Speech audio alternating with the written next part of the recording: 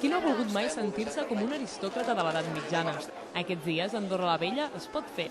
Passejar entre les parades, triar un objecte fet pels artesans del feu i endur-se a la casa.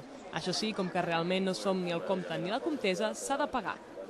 Però si el que agrada és fer objectes amb les mans, també s'organitzen diversos tallers. Aquesta tarda hem pogut veure com hi havia una llista d'espera per fer cistells.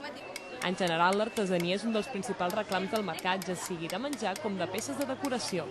A la plaça Guillemó es pot veure com es grava el vidre o com es modela la terrissa. En general, la gent que visita el mercat medieval en queda molt satisfeta.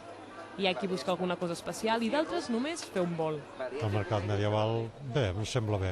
Encara no l'he vist tot, però bueno, molt bé. Alguna pedra d'aquestes o algun objecte que que tingui alguna cosa al darrere, algun secret. Bueno. M'agrada molt el tema dels incensos, tot això, m'agrada molt. I ja està, donar una volteta, comprar 4 coses i ja està. Pues com cada any ens agrada molt venir a fer una volta, a veure tot el que hi ha. Està tot molt maco sempre. No trobem que hi falta coses de l'any passat.